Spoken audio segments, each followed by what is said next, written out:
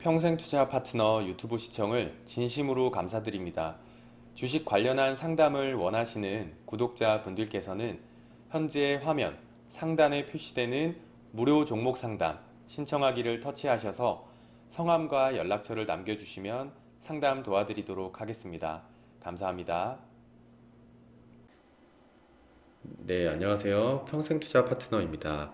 네, 오늘은 2018년도 6월 15일, 네, 오늘은 금요일입니다. 자, 오늘 이번 주 마지막 장이고요. 다들 화이팅 하시길 바라겠습니다. 자, 오늘 오전 시험 한번 같이 좀 읽고 넘어가도록 할게요. 오늘 내용은 크게 뭐가 없습니다. 그래서 한 번씩 보면은 일단 저희 어제 방송 보신 분들은 아시겠지만 저희는 저희의 포트폴리오를 일단은 다 수익 청산하고 일단 한 발 빠지기는 했거든요. 일단 한 발을 빠졌고 이제 새로운 출발을 좀 준비해 보자라는 것인데, 일단은 이 북한과 미국의 회담이 잘 끝났고 미국에서도 금리도 올렸고요. 그렇죠?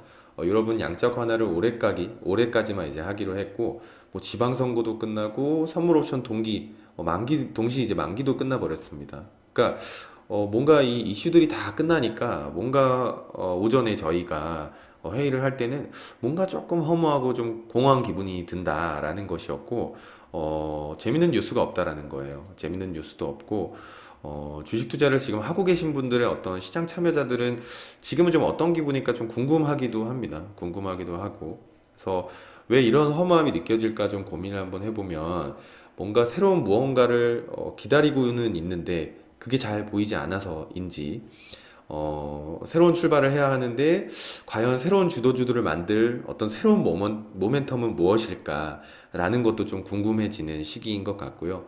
일단은 저희는 포트폴리오를 정리를 했기 때문에 일단 다시 전열을 정비하고 급하지 않게, 저희 항상 스타일이잖아요. 급하지 않게 일단 지수가 어떻게 반등하는지 주시하고요.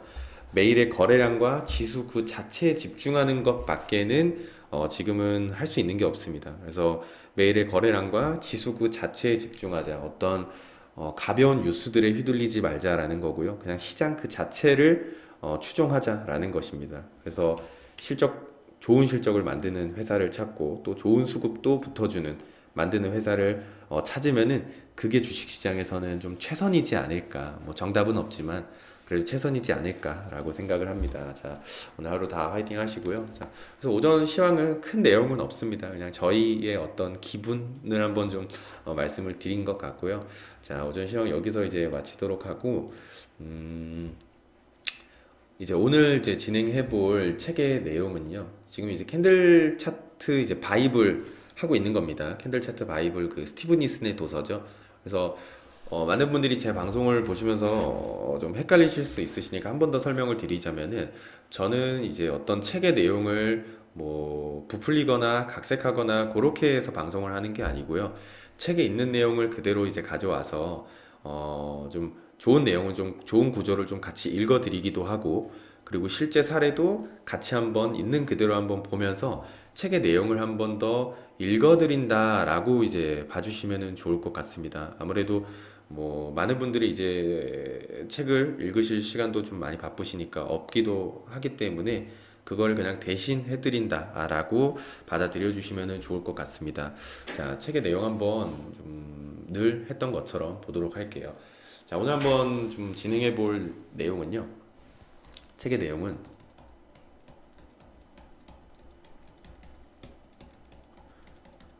카멜레온 전략입니다.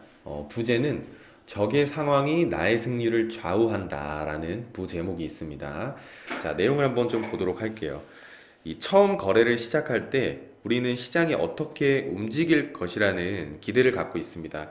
그러나 시장은 유동적이고 변화무쌍하며 늘 살아서 움직이죠. 주가가 자신의 기대대로 움직이는지를 파악하기 위해서는 지속적으로 시장의 경로를 추적 관찰해야 합니다. 만약 가격이 기대와 달리 움직인다고 한다면 적절한 조치를 취해야 할 것이죠. 변화하는 시장 상황에 맞춰서 적응하는 것을 이 저자 스티브 니스는 시장의 카멜레온 전략이라고 이제 부릅니다. 시장의 카멜레온이 되는 것, 즉 새로운 시장 환경에 이 신속하고 효과적으로 이제 적응하는 것은 성공적인 투자의 핵심 요소입니다. 여러 해를 보면은 여러 해 전에 들었던 이 상황에 어울리는 말이 좀 떠오른다라고 하는데요. 이 투자를 펜싱에 비유한 것으로 펜싱과 마찬가지로 투자에서도 어떤 발 빠른 사람은 살고 그렇지 못한 사람은 죽는다고 했습니다.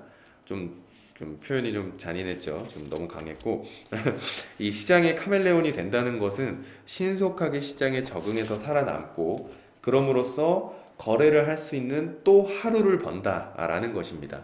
이 하루를 번다라는 것은 굉장히 큰 의미가 있다는 것이거든요. 주식은 오랫동안 주식시장에서 살아남는 것이 일단 목표입니다. 그게 당연히 첫 번째 목표이고, 돈을 지켜야지 다음날, 다음날, 다음날 투자할 수 있는 하루를 계속 벌 수 있는 거잖아요. 뭐 돈을 다 잃어버리면은 그런 기회조차 없기 때문에 시장 상황에 변화하면서 또 하루를 벌면서 살아남아가자 라는 것이 주식 투자의 어떤 기본이지 않을까라고 생각을 하고요. 이 주가의 흐름을 따라가다 보면은 자신의 전망이 틀렸음을 좀 깨닫게 해주는 가격이 당연히 있기 마련입니다. 그래서 그거를 한번 그림을 보면서 같이 한번 좀 안내를 한번 드려볼게요. 네, 자, 여기서 보시면은 이 그림에서 이 차트를 보면은 한 10월 후반쯤에 이렇게 이제 후근형, 이 후근형 캔들이 나타납니다.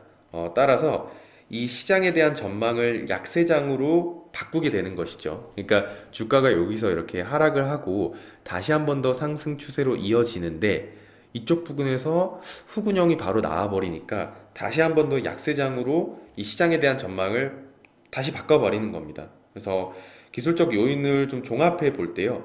이 주식의 종가가 한 36달러 이상으로는 올라가지 않을 것으로 판단하기 때문에 이 추세를 다시 한 번 더 카멜레온처럼 이 시장에 적응해서 이제 바로 적응을 하는 거거든요. 이 35.5달러와 이 36달러 정도 사이, 이쪽 부분의 어떤 사이가 이 랠리가 끝날 것으로 예상할 수 있는 이유는 네 가지 이유가 있다라고 하는 것인데요.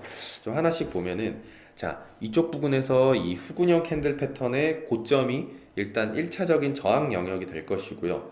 그리고 후근형 이전에 작은 하락창, 이쪽에 작은 하락창이 하나 있습니다. 하락창이 36달러 근처에서 또 저항선 역할을 해줄 것입니다. 자, 그리고 후근형 이후에 이제 하락창이 형성되기 전 3일 동안의 어떤 저가가 36달러 근처였다.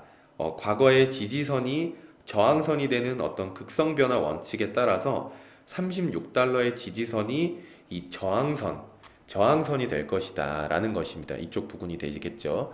이 저항선이 될 것이고요. 그리고 이 A에서 B까지의 이 하락의 어떤 그 62% 정도 이 하락한 이 구간에서 한번 보면은 62%좀 피보나치 되돌림 수준이 한 35.5달러 정도다라고 이제 볼 수가 있는 것이고요. 그렇기 때문에 이 저자는 이쪽 부분에서는 좀 한 번은 이제 추세가 더 꺾일 것이다라고 이제 판단을 하고 시장에 바로 적응을 하는. 그러니까 이쪽에서 오른다고 해서 그냥 이제 추세가 계속 이어질 것이다라고 확신을 하지 않는 것이죠. 그래서 요렇게 하나 좀 볼 수가 있고요. 만약에 이제 종가 기준으로 이 35.5달러와 36달러 사이에서 형성된 어떤 저항 영역을 상향 돌파할 만큼 힘이 있다면은 약세장일 것이라는 우리의 전망은 바로 수정이 되어야 할 것이겠죠. 다시 말해서 새로운 시장 상황에 맞춰 적응해야 한다는 뜻입니다. 흑은형이 나타난 몇 주 동안 매수 세력이 종가 기준으로 저항 영역을 돌파하려고 시도했으나 좀 실패한 모습이 보여집니다. 만약에 이 저항 영역을 강하게 뚫는 무언가, 거래량과 함께 무언가가 나와준다면은 바로 한 번 더 다시 상황을 바꿔서 재고해 볼 수가 있는 것이겠죠. 그래서 그렇게 받아들이시면 좋을 것 같고, 또 다른 것도 한번 좀 보도록 할게요. 네, 이것도 한번 좀 보도록 하겠습니다. 자, 이쪽 부분에서 한 번씩 보면은, 네, 이쪽 부분에서 한 20달러 근처에서 이 교수형과 하락 장악형에 의해서 이 저항 영역이 한번 형성이 되었습니다. 이걸 한 번씩 보시면은 20달러 근처에서 시작된 어떤 1월 초에 이 가격의 하락은 전월에 형성된 이 19달러의 지지 영역 근처에서 좀 안정이 되는 듯 보였습니다. 근데 1월 12일 이 장대 음봉이 출현하면서 이 어떤 지지선이 다 붕괴가 되었거든요. 그래서 그때까지 나타난 신호들은 이거 요때까지 나타난 신호들은 전부 그냥 뭐랄까요, 좀 안 좋은 부정적인 신호였는데, 그러나 이 장대 음봉에 이어서 바로 하이 웨이브가 나타나고 시장의 분위기가 바뀌고 있다는 신호가 한 번은 좀 감지가 됩니다. 그 다음 주에 등장한 요 샛별형 상승 반전 패턴이죠. 샛별형은 부정적인 전망보다는 긍정적으로 수정해야 한다는 추가적인 신호였고요. 마지막으로 이 추세를 한 번 더 확인시켜주는 상승창. 상승창은 갭이죠. 추세의 지속을 알려주는 패턴이고요. 예, 이 패턴들이 이렇게 딱 수렴을 하면서 나오면서 이쪽에 안 좋았던 부정적인 이 영역들을 좀 뒤집어주는 네, 그런 이제 모습이 나와주는 것이고요.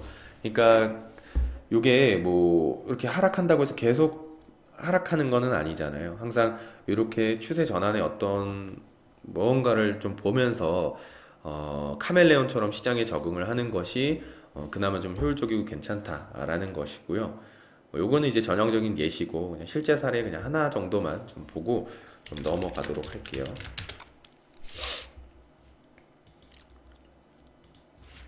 네, 이쪽에서 한번 좀 보도록 하겠습니다. 자, 주가가 이렇게 좀 한 차례 상승, 횡보, 하락. 네, 이쪽부터 한번 보도록 하겠습니다.